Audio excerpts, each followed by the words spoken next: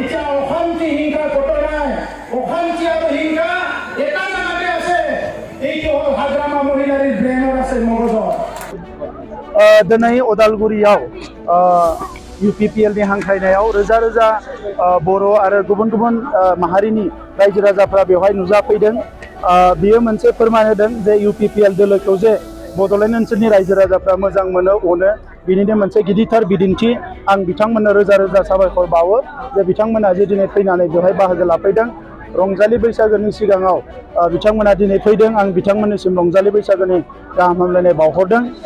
UPPL दोलोखौ जोंनि इउजि ब्रह्म बिथाङा जोनोम होनाया गुबैयै बड'लेण्ड ओनसोलाव गोजोन थासारि लाबोनो जौगानाय लाबोनो जोंनि माहारिजों लोगोसे गुबुन माहारिनि गेजेराव अनलायनाय आरो मोजां थासारि लाबोनो मोनसे थांखि लानानै UPPL दोलोखौ जोनोम होदोंमोन आरो बे UPPL दोलोआ दिनै बड'लेण्डआव सरकार दानायनि उनाव जोंनि ओनसोलाव गोजोना फैबाय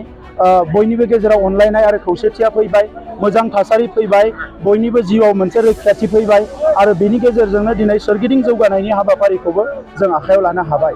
दुखुनांथाव बाथ्राया बेसो बे हाग्रामा महिलारिनि दैदेननायाव BPF दोलोआ साननैसो सिगांनिफ्राय गोजोन रेलि होननानै पिस रेलि होननानै खालामबाय थादों जि समाव बे ओनसोलाव माखासे हिंसा जादोंमोन बुथारलायनाय जादोंमोन बै समाव बिथांमोना उन्दुनानै दङमोन दिनै सान्थि फैनायनि उनावसो बिथांमोना दिनै गोजोननि रेलि खालामनो ओंखारदों ओंखायनो आं बुंदों जे बे असान्थिया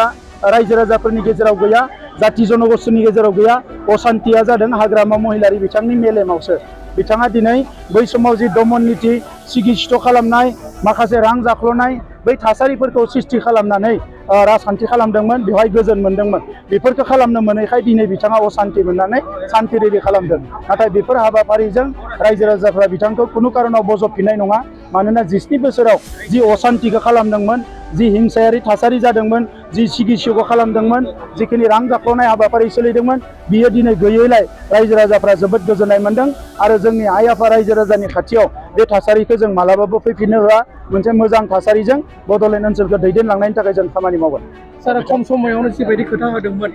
बिटिआर एकर्डनिखौ जुदि मोगथां महरै सारा मोनसे रुपखौनो देखायबाय थानो हादों बेनि बेलायाव सार मा बुंनो सानो बिटिआर एकर्डआ बयनिख्रुइ फार्स्ट थाबैनो एकर्डआ इमप्लिमेन्ट जागासिनो दङ माखासेल' एकर्डनि क्लजफोरा इमप्लिमेन्ट जायाखै बिनि थाखायबो जोङो भारत सरकार आसाम सरकारजों रायज्लायगासिनो दङ गुबै बाथ्राया जाबाय जोंनि सिमा अरनायानो गुबै थांखिमोन आरो 60 गामि गोदानै फोसावनानै चिफ मिनिस्टार बिथाङा अलरेडि क्लियार खालामबाय जे जोंनि सिमाया जे अरलांसिगोन बेखौ रोखा खालामबाय आरो बेनो मोनसे गुबै जोंनि थांखिमोन बिनि अनगायै जोंनि माखासे NDB जोंनि बिदा फंबायफोरनि केस रिहेबिलिटेसन बेफोरनि खामानिफ्रा सोलिगासिनो दङ मुंख्लं न'खरफोरनो जिखिनि अनसुंथाइ होनांगौ बियो लेट जादों कारना जाबाय मा जे होम डिपार्टमेन्टनिफ्राय आरो SIB निफ्राय माखासे स्क्रुटिनि खालामगासिनो दङ सोर जेनुइन नंगौ नङा आङो फोथायो नैबे बोसोराव जोङो 500निफ्राय 700 न'खरनो अनसुंथाइ होनो हागोन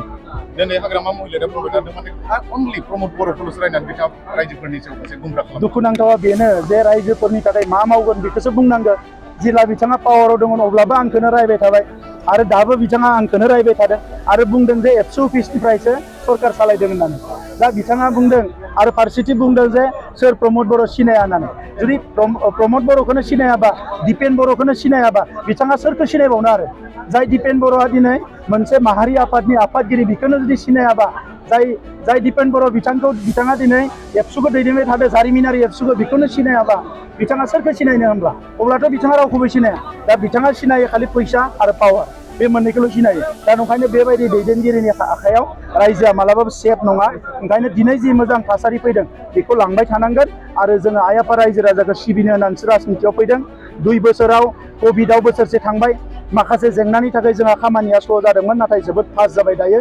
देग्लाय बोसोराव 200 फरायसाखौ 50खौ IAS IPS नि थाखाय 50खौ जोङो ACS नि थाखाय 50खौ मेडिकेलनि थाखाय आरो 50खौ जोङो इन्जिनियारिंनि थाखाय रेडि खालामगोन आरो गोबां जोंनि फरायसाफोरखौ बायदिसिना गुबुन गुबुन बिथिङाव जौगानायनि थाखाय माखासे जोङो अलरेडि माखासे स्किम्सफोरखौ जों बानायदों आरो नोंथांमोना नुनो मोनगोन फैगौ बोसोरनैनि गेजेराव गासैबो थासारिया सोलायजोबगोन